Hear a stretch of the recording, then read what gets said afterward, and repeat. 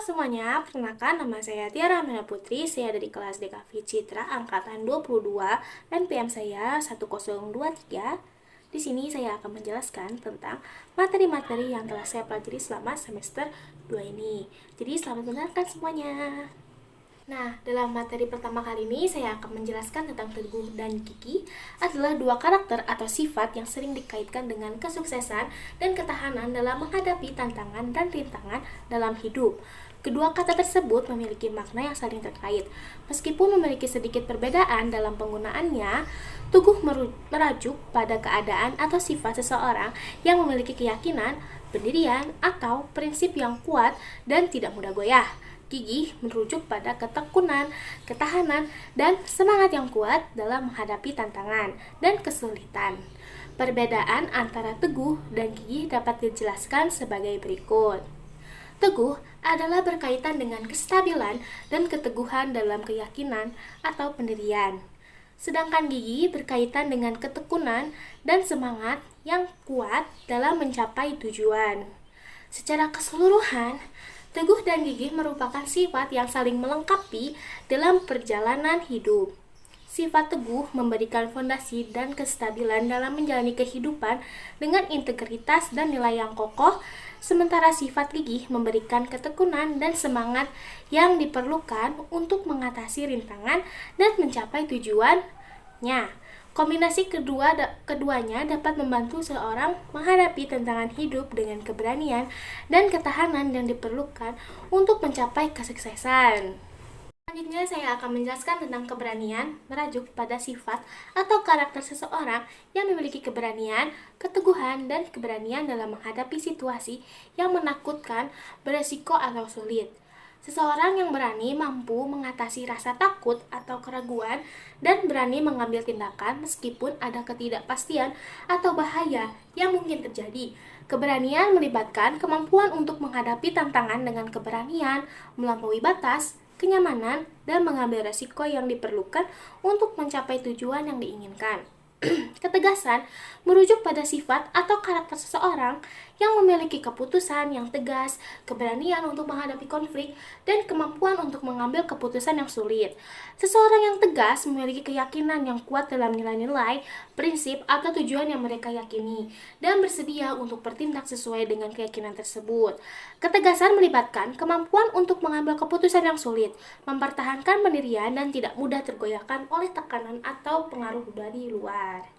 Secara keseluruhan, keberanian dan ketegasan adalah dua sifat yang penting yang saling melengkapi dalam kehidupan.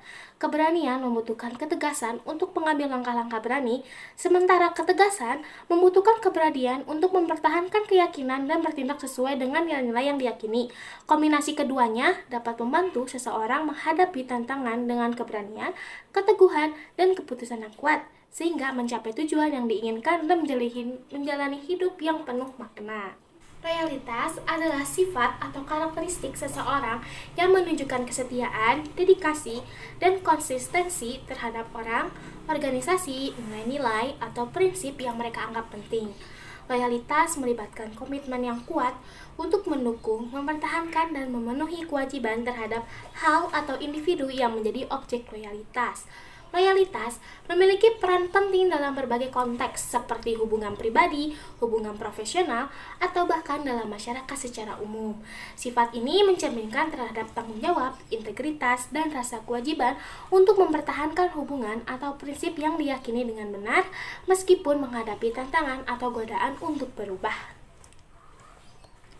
Karakter anti korupsi mengacu pada sifat-sifat dan nilai-nilai yang membutuhkan untuk melawan dan mencegah korupsi. Korupsi adalah tindakan yang melibatkan penyalahgunaan kekuasaan atau pengaruh dengan tujuan mendapatkan keuntungan pribadi atau kelompok yang merugikan kepentingan publik dan melemahkan integritas sistem. Kepemimpinan yang baik adalah karakteristik yang penting dalam memerangi korupsi. Pemimpin yang baik menginspirasi orang lain untuk bertindak dengan integritas, memberikan teladan yang baik, dan mempromosikan nilai-nilai anti korupsi di dalam organisasi atau masyarakat. Kesadaran dan edukasi tentang korupsi dan dampak negatifnya adalah karakteristik penting dalam melawan korupsi. Seseorang yang sadar akan bahaya korupsi dan memahami konsekuensinya lebih cenderung berperilaku secara etis dan bertindak untuk mencegah atau melaporkan tindakan tindakan korupsi. Korupsi adalah upaya kolektivitas yang melibatkan individu, masyarakat, lembaga pemerintah, dan sektor swasta dengan membangun karakter anti korupsi pada tingkat individu dan institusional. Diciptakan budaya yang lebih kuat dan melawan korupsi dan memperkuat integritas dalam tindakan dan kehidupan sehari-hari. Empati dan penghargaan atau yang biasa kita sebut dengan respect adalah dua karakteristik yang penting dalam hubungan antar manusia. Keduanya membantu menciptakan hubungan yang sehat, saling menghormati, dan membangun pemahaman yang lebih baik antar individu-individu. Berikut adalah yang akan saya jelaskan lebih lanjut tentang empati dan penghargaan. Empati adalah kemampuan untuk memahami dan merasakan perasaan, pikiran, dan pengalaman orang lain dari perspektif mereka sendiri.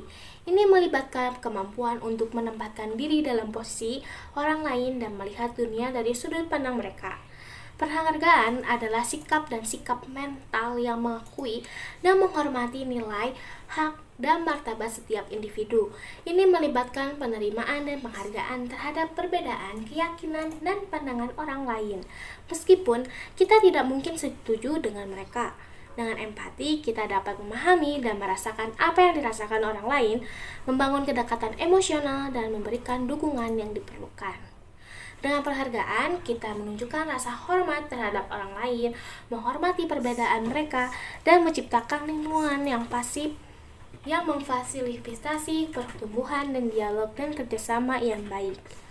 Ketika kita mempraktikkan empati dan penghargaan dalam interaksi kita dengan orang lain, kita membangun ikatan yang lebih kuat, mengurangi konflik, dan menciptakan lingkungan yang inklusif dan bermakna.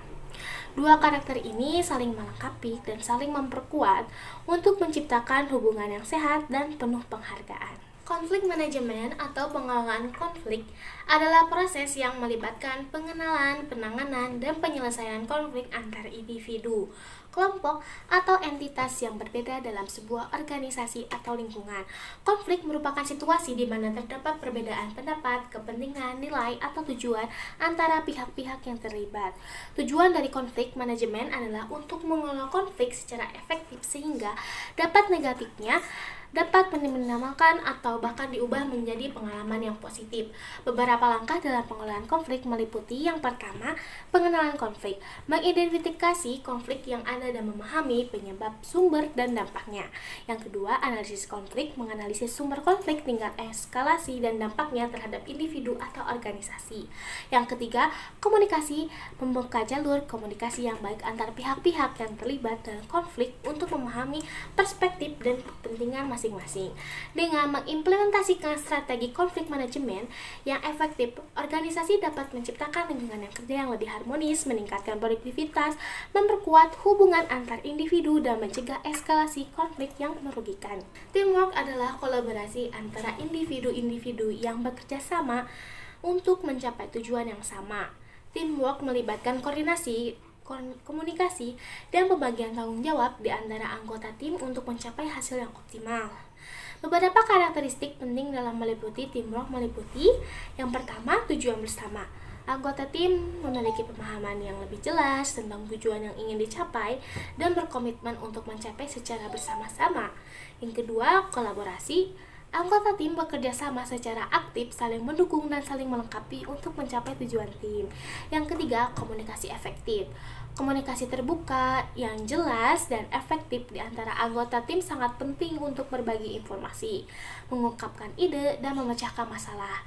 Yang keempat, pembagian tugas. Anggota tim memahami peran dan tanggung jawab masing-masing serta melakukan pembagian tugas yang adil berdasarkan keahlian, pengetahuan, dan pengalaman. Keuntungan dari teamwork termasuk peningkatan efisiensi, berbagai pengetahuan, dan keahlian inovasi, meningkatkan kreativitas, dukungan dalam menghadapi tantangan, serta meningkatkan kepuasan dalam motivasi anggota tim. Pentingnya untuk membangun budaya kerja yang mendukung dan mendorong teamwork di dalam organisasi. Hal ini dapat dilakukan melalui pembangunan komunikasi yang baik, pembagian informasi yang transparan, pengakuan terhadap kontribusi anggota tim, dan memfasilitasi kerjasama melalui pelatihan dan pengembangan tim. Cukup sekian dari saya. Mohon maaf jika saya memiliki kesalahan-kesalahan kata dalam pengucapan berbicara atau banyak materi-materi yang saya masih kurang jelas menjelaskannya. Saya minta maaf. Sekian dari saya. Terima kasih. Sampai jumpa semuanya.